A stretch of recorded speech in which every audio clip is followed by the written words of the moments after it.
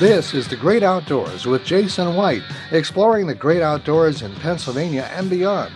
Brought to you by the Mariana Outdoorsmen Association and by Wild Acres Farm, Fishery, and Regulated Hunting Grounds. Now, The Great Outdoors with Jason White.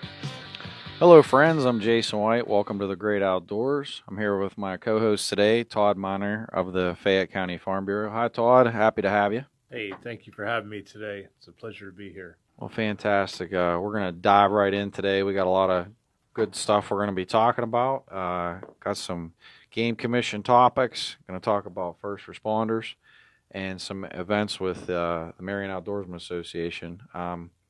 So upcoming here tomorrow, which is Thursday the 30th of March at 3 p.m., the Mariana Outdoorsman Association is going to be stocking trout. Come check it out at Wild Acres Farm. 1997 Morey Road, Clarksville, PA 15322. It's really an awesome time.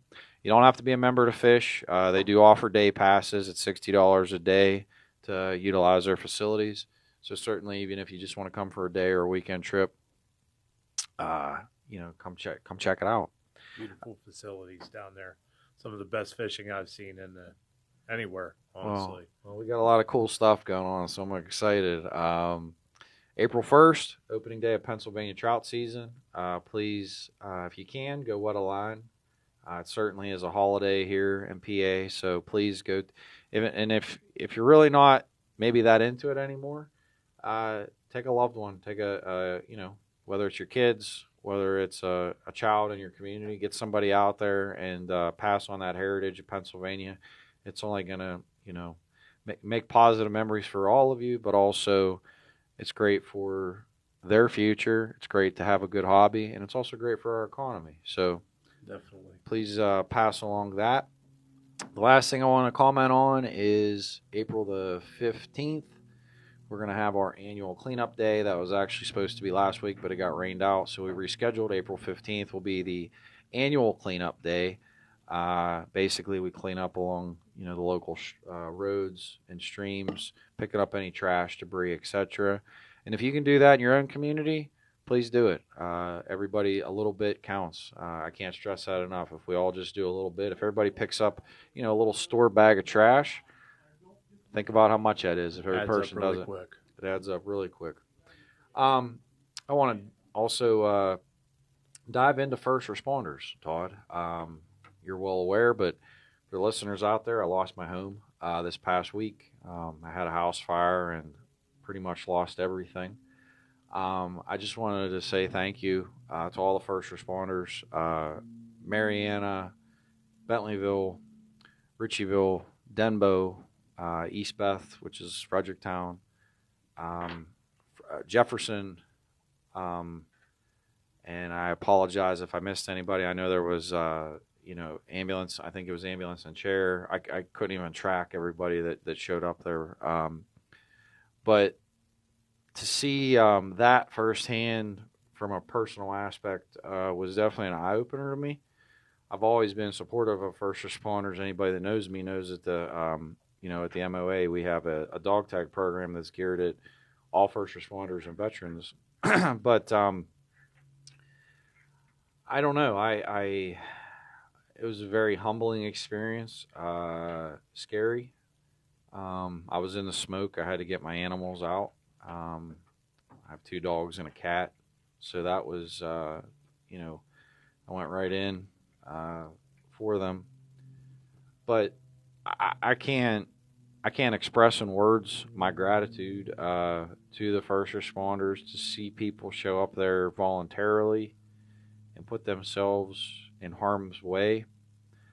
It's probably a show for another day, Todd, but I know you and I have talked. I think that our system in Pennsylvania is astronomically broken because we pay police officers and we pay paramedics, but fire personnel predominantly has gone ignored, and they're suffering. And they are suffering, and they're selling spaghetti and cookies and doing these different fundraisers to just get by, to provide us with a service. So And I a service we expect and want them there, and expect them to be there in the drop of a hat. And it's just something. And I don't mean to cut you off, but it is something that until you experience it, something you'll never understand. Understand. And Jason, unfortunately, you understand it now. I'd never had a house fire. I never won a house fire. I went through a barn fire, and I thought that was the worst thing. Seeing your house was an eye opener for me, and it just, my heart goes out to you, and it just really gets me. And I agree with you on this, and I never thought about it the way you had said it.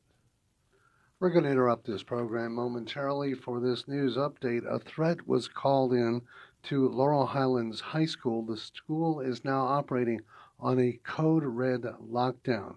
Police are searching the building, but everyone is safe, and we will keep you up to date on this as it develops. Again, a threat was called into Laurel Highlands High School, and the school is operating on a code red lockdown. Now back to the great outdoors. I question where the heck our society's headed. I feel like hearing that after seeing what happened in Tennessee here recently, I think we've lost. It goes back to why I like to do this. I feel like a lot of people have lost that sense of family, of camaraderie. I think we've lost a sense of community. And I think we desperately, as not only a community, counties, state, as a nation, we need to get back to really what made us good and strong. And to hear these types of things going after children, we should be teaching kids good things. Yes. We should be inspiring them. And kids should be able to be kids and not have to worry about these things every day. And it's a shame. Yeah, I think that we're on a treacherous path in this world, and to see what I saw at my house, like I said, you mentioned about time. My gracious, 5 or 10 minutes, what a difference. I watched, just the smoke roll out for a little bit, and then my window, all of a sudden it got quiet, and there was a cry. I heard the windows cracking, and then when they exploded, it was like basically hell on earth. Watching everything that you'd worked for basically just either melt, burn, and just to give the listeners some appreciation of the heat. I really only had fire in like 2 or 3 rooms, but rooms that had no fire, my washer and dryer melted, which was like 2 rooms away. I had my archery bow 2 rooms away from the fire, and it sat in a room that had no fire, and it melted on the bed, like the limbs all melted, the lights melted, the wallpaper melted off the walls. Basically, my bathroom, like everything melted. It was a heat that I probably can't even describe. I had like glasses in my kitchen melted like they were wax. I mean, how much heat do you have to melt, glass? So Unbelievable. it was a eye-opening experience for me. Again, I want to thank the first responders. I think sincerely in my heart of hearts, we need to wake up as a society and realize that there needs to be some reforms made. These people are lifesavers, and they should be treated with respect, and compensated for the work that they do to protect our homes, our loved ones. And I'm just going to leave it at that. I think that's a conversation for us at another time. I know we had talked about this even from a Farm Bureau perspective, that rural areas and rural folks, and yes, obviously with us having barns and equipment and all this stuff, it's like, fire personnel is extremely important. So we're going to circle back on that probably in another show sooner than later. And, I just want to say thank you not only to them, but the people like Todd here, the people that have reached out to me and extended a friendly, a helping hand.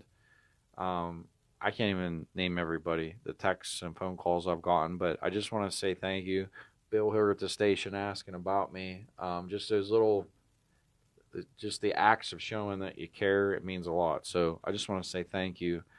We're going to turn the page, and we're going to jump into the Pennsylvania Game Commission. Pennsylvania Game Commission and the U.S. Department of Agriculture and also U.S. Department of Fisheries and Wildlife. Why is this important? So when we talk about getting kids outside and we're talking about our communities, one of the basic things I know that I did growing up, and I'm sure the other listeners out there, rabbit hunting was a big thing, grouse hunting, people going out turkey hunting, other small game. And you keep hearing people say, man, there's not as many rabbits anymore. I'm not seeing the grouse anymore. And then last year, the Game Commission published a document stating that the turkey populations have declined.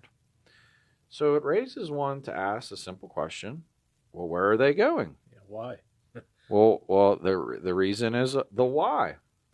So I'd been hearing all this stuff, and obviously, Todd, that I've been very vocal with the Farm Bureau to try to educate and inform people and try to have good conversations with our legislators. But I was driving my tractor the other day. This was about a week ago, prior to the fire, and I was disking a field. And I'm driving, and I count 1, 2, 3, 4, 5, 6, 7, 8. Holy smokes, 9 adult hawks circling my property. And basically, 8 of them were adult red-tails, and there was 1 adult Cooper. And I was like, wow, I have to do something. And for those that do not know, aerial predators such as hawks will pound and kill basically rabbits. You're talking your rabbits that are obviously not your babies, but these are talking like when an adult rabbit goes out into the open. Squirrels, pheasants, quail, chukar, grouse, easy pickings for them. It's something that has grown to be an astronomical problem. So then what did I do? I had already submitted actually a permit to the federal government through the Department of Wildlife and Fisheries. And I wanted to explore, Todd, about getting a permit to, either remove these birds or if they have to, kill them. Eliminate the problem. Eliminate the problem. And for those that do not know, I've had damages with my nets being cut by them landing on top. Talons cutting them. Yes. Them landing on the pens, and you got 500 birds in these pens. They start bashing the sides trying to get out because there's a giant hawk on top. They're scared. Next thing you know, you got damage that way. And then you let these birds out, hoping that they're going to, in some capacities, like we did a big stalking here at the end of the season, and the hope is that some are going to make it through and hopefully lay some eggs and potentially reproduce and make it through for next fall. Because if anybody's seen like a bird that's out in the wild, it's truly a beautiful sight. But this is a piece of the puzzle that I was like, the ecosystem has tipped the scales. How can they survive in any capacity when you have predators that are this out of control?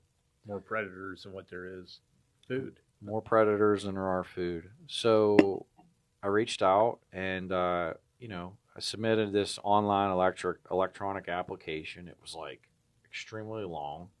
It was a long process. I had to do a separate form. I think it's called a Form E.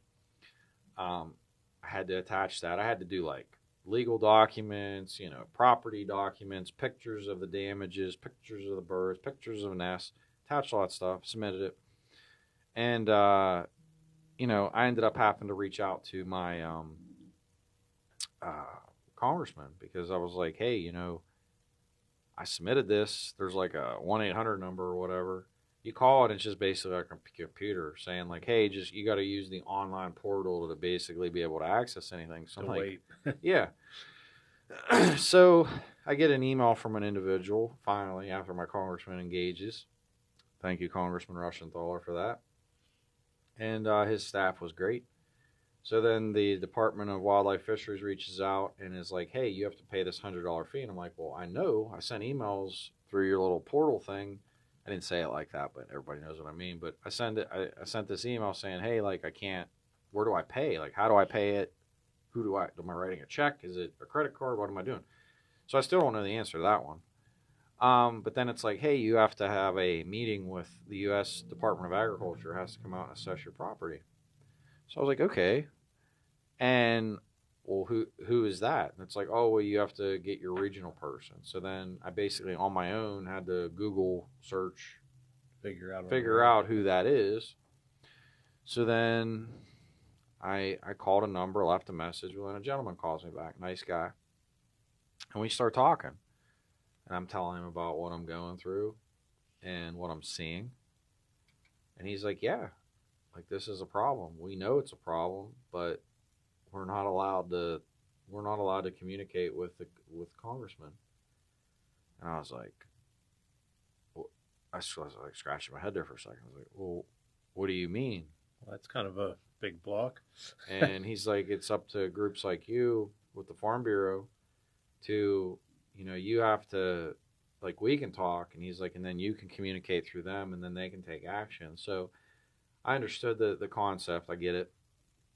So he's actually coming out to assess the property. But we started talking, and I'm starting to talk about, the aerial predators. I'm talking about, the fish hatcheries, how we've talked about how, like, they've had bears and like blue herons getting into their raceways.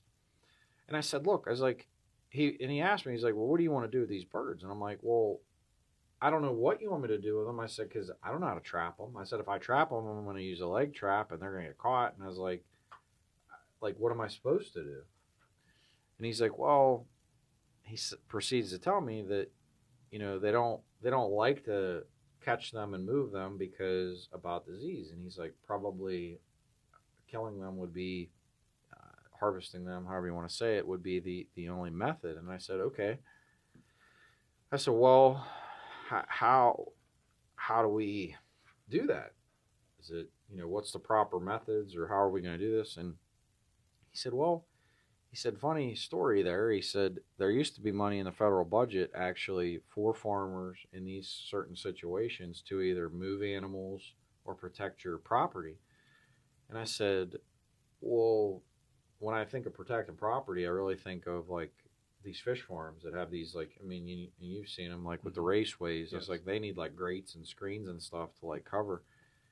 And he's like, yeah, they took it out of the budget. And he's like, that program doesn't exist anymore. And I said, well, look, I was like, I don't even care to kill these animals. Like, that's not my goal here. My goal is I don't want them here. Right. I was like, if you want to move them, like, to, like, Oklahoma, or you want to move them to Utah or wherever, like, I don't care. Like, that's your prerogative. I don't want them here. Like, they're damaging my property. It's too many. So we were talking, and the conversation went on, and we started talking about, not only aerial predation, but then we started talking about ground. And I was telling him about the rabbits. I said the rabbits are declined, squirrels are in decline, rough grouse is in decline, and then I told him the story about how the Pennsylvania Game Commission came out and said about turkeys. And I said, I understand the aerial predators are going to hit certain things. I said, but what about these other predators such as coyotes, fox, mink, skunk, the pine marten that the Game Commission decided, I guess, is a great idea to now implement. After they did the fishers already. After we've done the fishers. So you start naming all these different things. What are we doing to address, because these are what are classified as nest predators. So in the springtime, what will happen is, a rabbit, a turkey, a grouse, pheasant, etc. They go and lay their nest, and what will happen, these animals will come and basically hoard the nest. They'll bust the eggs open, right. They'll eat the eggs, and that's what will happen. And he's like, yeah, he goes, we know it's a problem. He goes, funny story. I took my sons out the last day of rabbit season. He said, we went on a game lands and saw one rabbit. And I said, now, isn't that a statement? Right. How are we supposed to get the kids? How are you supposed to get the kids engaged when they don't see anything? So right. I started doing some research, because I was like, I've heard stories about, other states that have, like, bounty programs and I just wanted to educate myself a little more. Utah, for example, has a coyote bounty. They pay $50 per. You have to turn in actually the lower jaw and the entire pelt, but you turn it in, and they basically have like check-in stations throughout, the individual counties. South Dakota, which I love their program is amazing. Their program runs from spring till the fall almost. So their normal seasons for trapping and hunting are in effect. But during the summer months, they have this, it's called a nest predation program. And basically, it targets skunk, mink, fox, martins, possums, raccoons, and you turn it in their state, and you get $10 per hide. And there's a max allotted amount. I want to say it's That's like, great. I don't have the exact number in front of me, but I want to say it's like around $600 per household. Why this is important is you're hearing these stories about there's no rabbits. And if you're going to take a young kid out, to me, rabbit hunting is like one of the first segues, along with squirrel. And then you move up, and like, what's next best? And what's next? Well, then you're going to look at like groundhogs. You're going to look at grouse, yes, pheasants.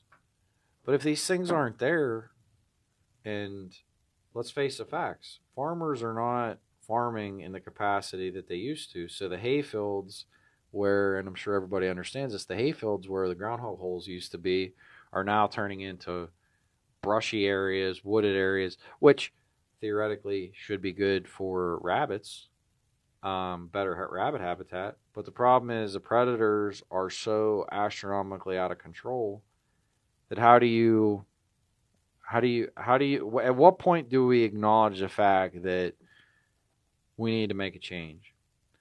We need to something needs to happen for sure. And I mean, what do you think? I mean, what's your thoughts on this? I think it's a great idea. I mean, I think a bounty program would be something that needs to be explored. I mean, it seems like the outdoors is definitely something in Pennsylvania that's huge. I mean, there's how many millions of sportsmen in the state. They spend money on license. They're the largest conservation group in the state. And why not do everything we can to keep kids involved and keep them going? There's a decline on it, so we got to keep kids going. We want the game lands. We want things to continue. We got to keep things moving forward. So we got to do what we can, and we've got to address these issues now, not wait till it's and to the point where it's no return. Well, I definitely think we're at a. I hate to say it, but I feel like ecologically we're at a pretty bad tipping point where we have allowed this to go on for so long. Because you'll hear people say about trapping, they'll say, "Oh, well, the hide prices are so low." Well, that's a huge thing. A trap is what, $25, $30 for a trap, and a decent hide's worth what, $2-3 after you process it. So it isn't worth the guy's time to do it. That's where coyote hunting's come in to be more popular. But a good coyote gun's with a thermal scope's $3,000 to $5,000. So I mean that's total sport for those guys. I mean, here's the thing with these folks, and I know some people might say, "Oh, well, where's the money coming from?" Well, first of all, without diving into the Game Commission's budget too deep, the Game Commission gets money for oil and gas. They're getting money for, they actually get money from the state for burning wooded areas. They get money. They get money from timbering. Timbering, yes. The Game Commission is doing well. Yeah, there's no doubt about that. The Game Commission is doing extremely well. That being said, these are opportunities you got to look at this not from, I don't even look at it from a bounty program. I look at it as a conservation program. Well, definitely, but if there's no skin in the game, it's hard to get people involved in it. So because of where this is at, and because of we'll just call it the fur prices, the trade prices of fur, it is what it is. Now, that's not saying, here's the thing. A lot of these furs are used for tying flies. And in different arenas, they can be used. You and I talked about that, and I don't think a lot of people realize that, and it's something that needs explored and changed and open people's eyes about things like that. And I think we can, we have to start somewhere, continuing to the definition of insanity is doing the same thing and expecting a different result. And I feel like when it comes to the outdoors, I don't know and understand where they're getting their data from, because everything that I personally see and what I hear from everybody contradicts the policies that we're implementing. I'll give you another good example. With our Wildlife and Fisheries Committee with the Pennsylvania Farm Bureau, we've been talking about the decline in hunters in the incline in deer. And you constantly hear people complaining about the doe tag processes, the red tag processes, how it's become so convoluted and complex. And I raised the question. I was just like, well, why don't we just give everybody an extra tag, an extra doe tag? Like when you buy your buck tag, Right. like I know that after rifle season it converts to a doe tag, but why not give you a doe tag? Like even, and I'm not saying this has to be a long-term plan. This all should be biology driven. It should be ecologically driven. But if we're sitting here saying that the number of people is going down, and I hear all these people complaining about the red tape and the difficulties, why not make it easy? Right. Why not make it simpler? Why not? The problem with government is that we want to implement a policy, and then we just want it to be concrete to where it's there forever. There's no flexibility. There's no flexibility and change. And it's like, especially when you're talking game commission, fish commission, farming, things adapt, change, markets change. Yes. Societies change. And if we're not unwilling to change and to look at, hey, we're going to, for 2 years, we're going to give everybody a doe tag with their hunting license. And we're going to give you possibly your trapping, give everybody their trapping license. Like, understand what I'm saying? Right. Like, you have to incentivize people to get them out there to say, this is a problem. We acknowledge it's a problem. We need more of these predators trapped, and we want you to get engaged in that process. Yeah, some type of incentive, like this bounty program. I think that's a great idea. The deer, I know we've talked about it a lot, like I said, with the Farm Bureau, and it's grown to be such a problem. And it's like, we want to talk about red tag. We want to talk about you got to buy an extra tag. Oh, wait, I can't get an extra tag because your zone is sold out. Well, there's like 70 deer at my place, and you're telling me I can't shoot a doe during deer season? Like, that's insane. And that happened to me last year. I was like, I was going to go buy a doe tag, and I want to say it was like early archery season. Never in a million years did I think that it would have been sold out at that time. Sure enough, they were. But it was sold out. And I don't understand, where are they getting their data? How are they assessing that information? Because when you're looking at it, like my farm's in Washington County, and my zone goes out. I mean, I think you and I are in the same hunting zone. Good chance. It goes out 2A. Yeah, 2A. I'm in 2A. We're like, and it's like a 40-minute. 119 then transfers to 2C. Yeah. And I just, there's actually a management unit, and this is another thing. I'm totally against the management units, and for good reason. Convoluted. They're convoluted. People don't understand where they are. Like when you come to Pennsylvania, and I said, hey, do you want to go to Fayette County? And somebody be like, yeah, I know where that's at. Hey, you want to go to 2B? Somebody's gonna look at you like you got a third eye on your forehead, because it's which like county is what township. You don't know. Not only that, but it's like what road? Like, because some of these things stop. Yeah, there's roads that split in counties. Right. There's actually one, and I think it's kind of the epic example is it's out in the center part of the state, but it's like it touches 9 counties. Wow. How in the world? I mean, what's more effective, honestly? Hunting with a shotgun or a sniper rifle? I would say a sniper rifle. And, when you look at things like this, when you're looking at such a broad thing, I just think that we're really failing, clearly. I guess at the end of this whole discussion is about data. We're lacking good information, and then we're making decisions based upon poor information. And then everybody's complaining about, we don't have rabbits anymore. We don't have grouse anymore. The turkeys are declining. there's no pheasants. Right. I mean, the game commission. I've heard game commission officers flat out tell me, "Oh, well, we view pheasants as put and take." Like basically, when we put them out, like the hawks are going to kill them, or a predator is going to kill them, or whatever. And it's like that's not good business. No, it's like they just don't care, and they've gotten to that mentality, and that's not a good thing. Yeah, and you brought up something too, the red tag. I've had a couple farmers call me, and they said the program changed this year, and it's something I've been wanting to discuss with you. And this life has stopped me from doing that with just everything that happened between yourself and mine. And they said the program changed this year, and it's gotten even harder now for the farmers this year to get involved in that program. And it's more red tape to get involved, more paperwork, more hassle, and these farmers are getting fed up. Then they wonder why they don't want to participate in the program to help it out. And they don't even want to let farmers on the ground. They just eliminate the deer themselves, and that's not helping the sportsman. It's not helping anything. And we're seeing the deer on farms, then you're not seeing them on game lands. So that's making the numbers not, I don't want to say not real, because the deer are there, but they're not huntable.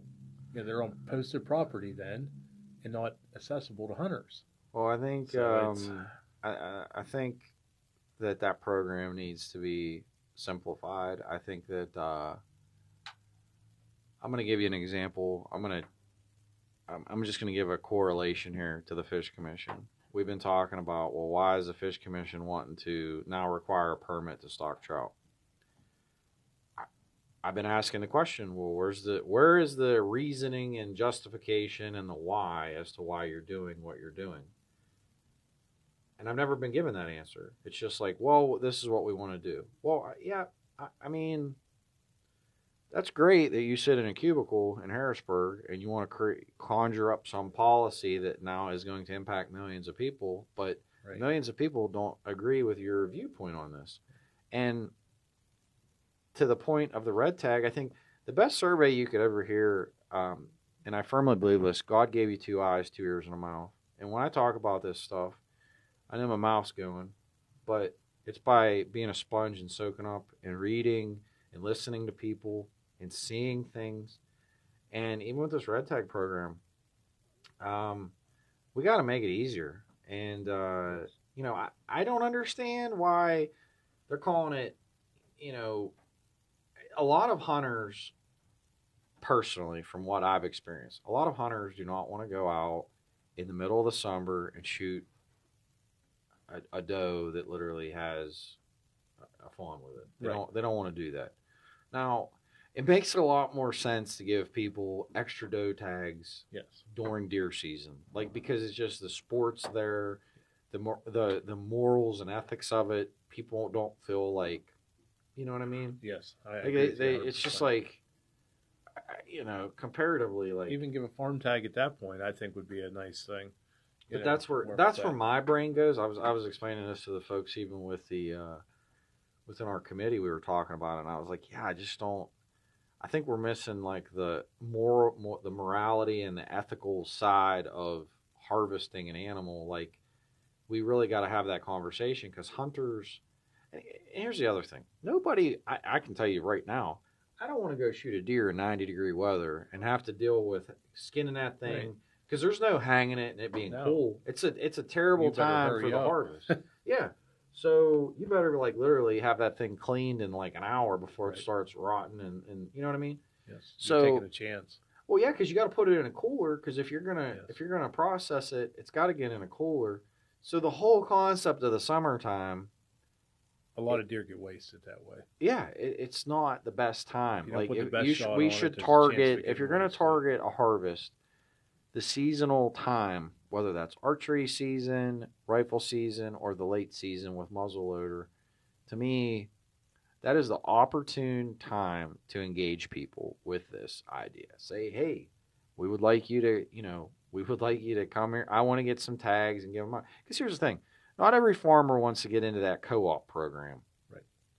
For good reason. Because, I'm sorry, there are people that will come and not be very respectful. Not be respectful because they feel like, oh, I'm going to go on Bill's property because he signed up, and I'm just going to do what I want, and it is what it is. Yeah. And I think that that because of some things that I've seen happen and things that others have told me and things that I know have happened, that's tainted that program. That's why you see posted property. That's why you see so much posted property, because when I have people telling me about the things that have transpired on some of these places where you see 20 hunters in a whole group and they just shoot anything and they don't even go and look for the deer after they've shot it, and you got just randomly dead deer laying everywhere.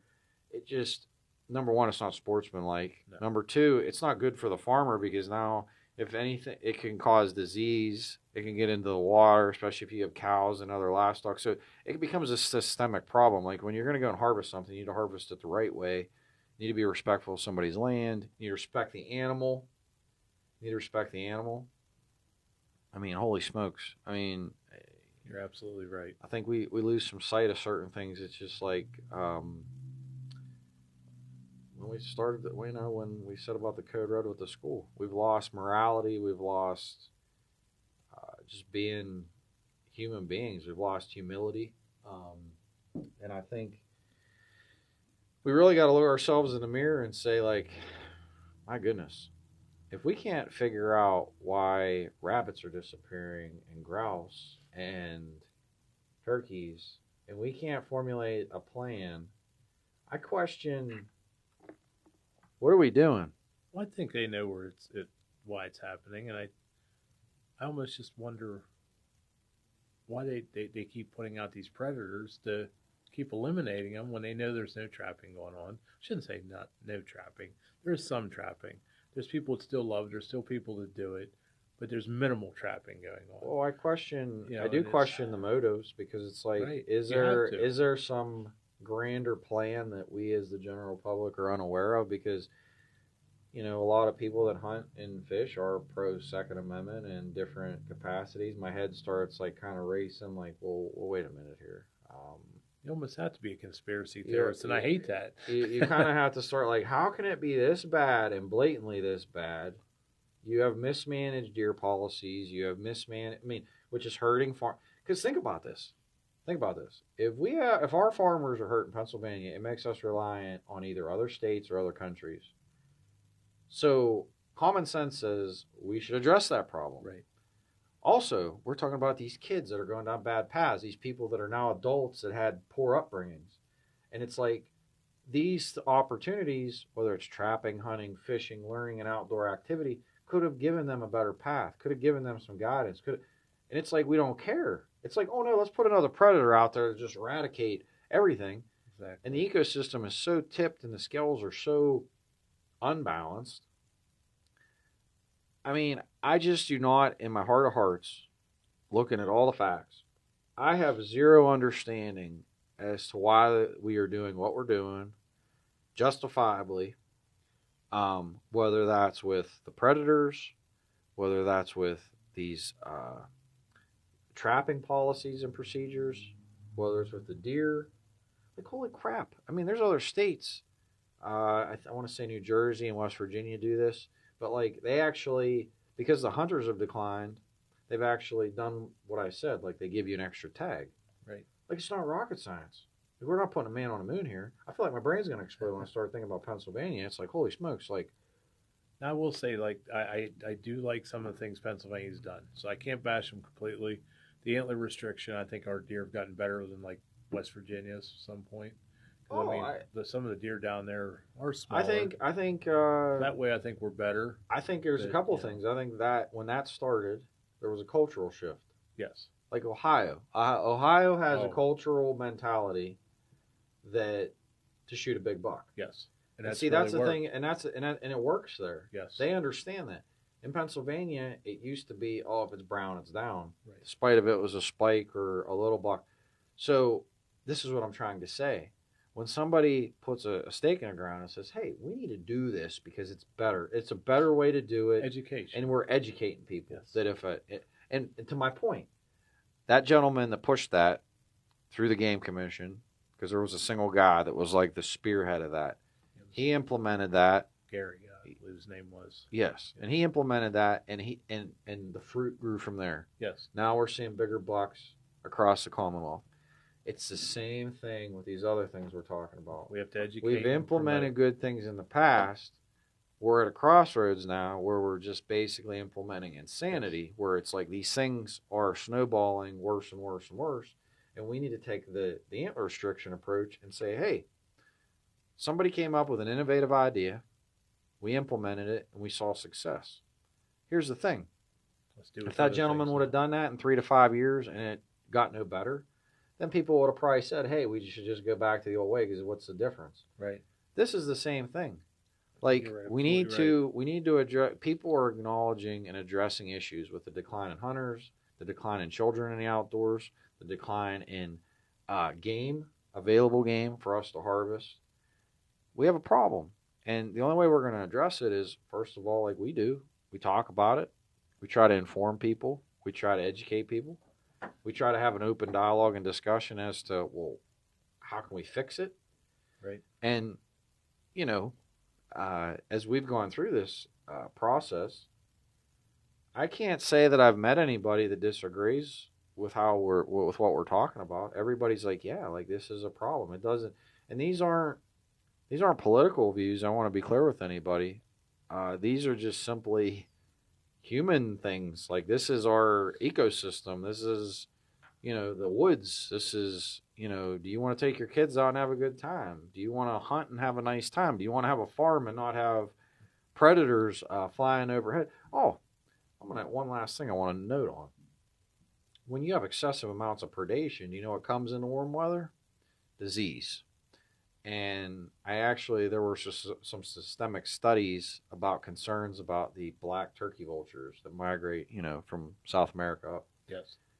Because I've had so much death, I have a whole flock of them now that just hovers overhead. So I've had concerns about that too, because when you have excessive predation, things like that come rolling in. So there are other concerns that radiate and gravitate from these thoughts and ideas. But we're going to wrap it up. I know, do you want to tell the folks about the dinner? When is the dinner again for the Farm Bureau? It's in the Farm to Table. I don't have the date on me. I'm so sorry, Jason. Well, there's a big Farm to Table dinner for the Farm Bureau. Stay tuned for that. That's going to be, I believe it's in August. It's in August, yes. I'm sorry I don't have the date with me. There will be all local foods be prepared there. It is our fundraiser for the year, and tickets will be available, and I'm sure Jason will put that out for us. Anybody that can support the Fayette County Farm Bureau and the Pennsylvania Farm Bureau, I would personally greatly appreciate it. Also, people have asked me personally about reaching out to me and helping.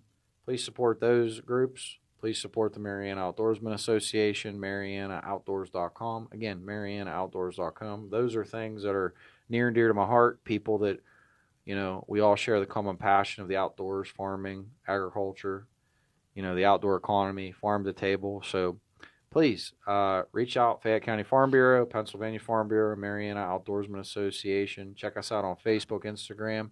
But I just want to thank everybody so much, and we'll see you next week, Todd. Thank you. Thank you, sir.